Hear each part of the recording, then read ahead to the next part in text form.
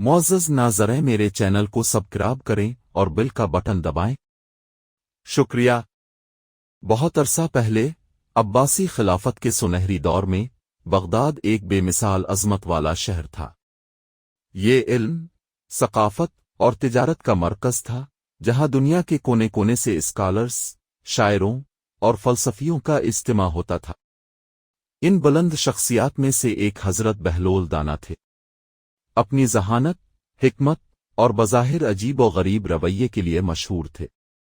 बहुत से लोग उन्हें पागल समझते थे, लेकिन जो लोग गहराई से देखते वो जानते थे कि उनकी ज़ाहिरी दीवानगी के पीछे गहरी रूहानी हिकमत छपी है। बादशाह का इम्तिहान।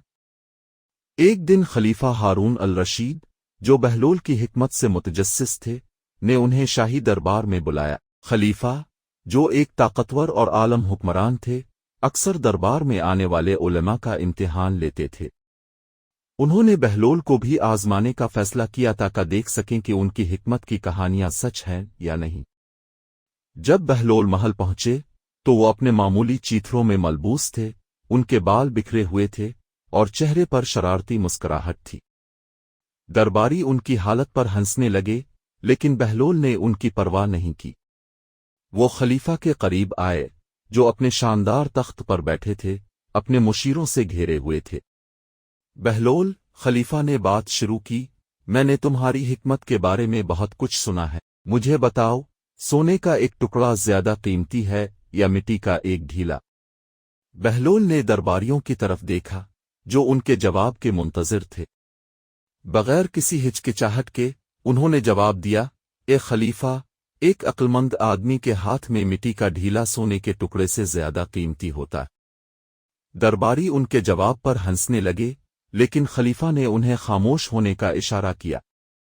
मुतजस्सिस होकर उन्होंने पूछा, और ऐसा क्यों है बहलोल?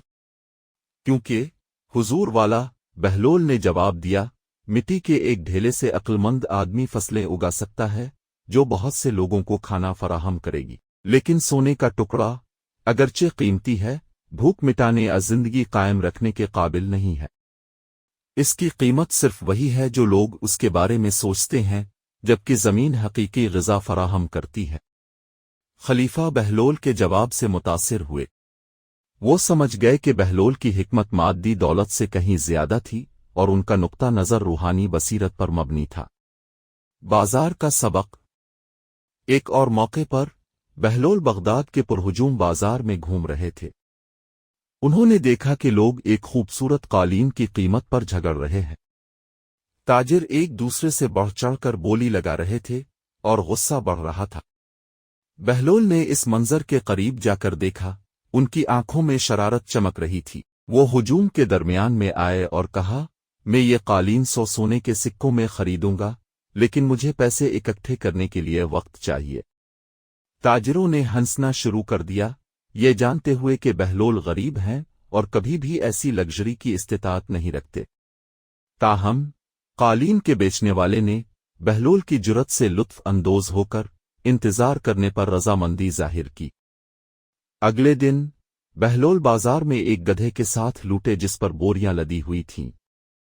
ताजिर वहां जमा हो गए, ये देखने के लिए कि बहलोल क्या लाए हैं। बहलोल ने बड़े जोश से बोरियों को खोला, जिसमें खुश्क गोबर के ढेर नजर आए। मैंने 100 सोने के सिक्कों की हिकमत लाई है, बहलोल ने ऐलान किया।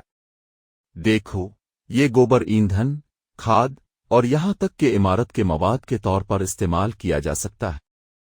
इसकी हकीकी कदर है और ये किसी मकसद की खिदमत करता है। सोने के बरक्स, जो ना भूख मिटा सकता है और ना सर्दी को गर्म कर सकता है, ये गोबर हकीकी फायदामंद है। हुजूम हैरत से खामोश हो गया। फिर आहिस्ता आहिस्ता वो इस बात में सर हिलाने लगे, ये समझते हुए कि बहलोल की बात में सच्चाई है। कालीन फरोश बहलोल की हिकमत से मुतासिर होकर ने उन्हें कालीन तोहफे में दिया, इस बात को तस्लीम करते हुए कि बहलोल ने उन्हें एक कीमती सबक सिखाया है। कुत्तों का बादशाह।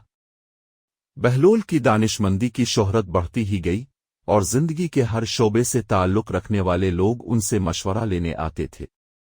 ज़ाहिरी हालत के बावजूद लोग जानते थे कि बहलोल के पास ऐसी बसीरत है جس کا کوئی مقابلہ نہیں کر سکتا۔ ایک دن ایک مغرور اور خود پسند شخص بہلول کے پاس آیا۔ وہ اپنی دولت اور طاقت کی وجہ سے مشہور تھا اور اپنے مقام پر فخر محسوس کرتا تھا۔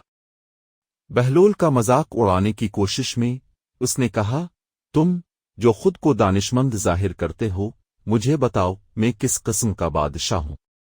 بہلول نے بلا توقف جواب دیا، تم کتوں کے بادشاہ ہو۔ وہ شخص حیران رہ گیا اور غصے میں آ گیا، تمہاری یہ جرت کیسے ہوئی کہ مجھے برا بھلا کہو؟ میں ایک شریف آدمی ہوں، انسانوں میں سے ایک لیڈر ہوں، تم نے مجھے کتوں کا بادشاہ کیوں کہا؟ بہلول نے سکون سے وضاحت کی، تمہارے پاس دولت، طاقت اور اثر و رسوخ ہے، لیکن تم اس کا استعمال دوسروں کو ڈرانے اور دبانے کے لیے کرتے ہو۔ تم بھونکتے ہو اور توقع کرتے ہو کہ ہر کوئی بلا سوال اطاعت کرے۔ کتوں کے ایک گروہ کی طرح تم اپنے آپ کو خوشامدیوں سے گھیرے رکھتے ہو جو صرف خوف اور لالچ کی وجہ سے تمہارا پیچھا کرتے ہیں۔ حقیقی عظمت دوسروں کی خدمت کرنے اور کمزوروں کو بلند کرنے میں ہے، نہ کہ ان پر حکمرانی کرنے میں۔ اس شخص کا چہرہ شرمندگی سے سرخ ہو گیا کیونکہ وہ جانتا تھا کہ بہلول نے سچ کہا ہے۔ وہ شرمندگی سے وہاں سے چلا گیا اور اپنے رویے پر غور کرنے لگا۔ جو لوگ اس مکالمے کے گواہ بنے وہ بہلول کی سادگی سے سچائی ظاہر کرنے کی صلاحیت پر حیران رہ گئے۔ خالی مقبرہ۔ سال گزرتے گئے اور بہلول کی شہرت دور دور تک پھیل گئی۔ اپنی حکمت کے باوجود وہ سادگی اور عاجزی کی زندگی بسر کرتے رہے۔ ایک دن جب بہلول بستر مرگ پر تھے، ایک دوست ان سے ملنے آیا۔ بہلول دوست نے کہا، تم نے اپنی زندگی دوسروں کو سکھانے اور اپنی دانشمندی کو بانٹنے میں گزاری ہے، کیا تمہارے پاس ہمارے لیے کوئی آخری نصیحت ہے؟ بہلول نے مدھم سی مسکراہٹ کے ساتھ سرگوشی کی، اپنی زندگی میں نے سیکھا کہ سب سے بڑا خزانہ قناعت ہے۔ دوسروں کی منظوری مت تلاش کرو کیونکہ یہ عارضی ہے، اس کے بجائے الہی کی منظوری تلاش کرو کیونکہ یہ ابدی ہے۔ اپنی زندگی نرمی سے گزارو کیونکہ یہی واحد میراث ہے جو پیچھے چھوڑنے کے لائق ہے۔ ان الفاظ کے ساتھ حضرت بہلول دانا نے آنکھیں بند کیں اور اس دنیا سے رخصت ہو گئے۔ بغداد کے لوگ ان کے انتقال پر غمزدہ ہوئے، لیکن ان کی حکمت ان لوگوں کے دلوں میں زندہ رہی جنہوں نے انہیں جانا تھا۔ بہلول کی وفات کے کئی سال بعد ان کی یاد میں ایک عظیم مقبرہ تعمیر کیا گیا۔ لوگ دور دراز علاقوں سے ان کی عزت کرنے اور برکتیں حاصل کرنے آتے۔ ایک دن ایک مسافر جو بہلول کی حکمت کے بارے میں سن چکا تھا مقبرے پر آیا۔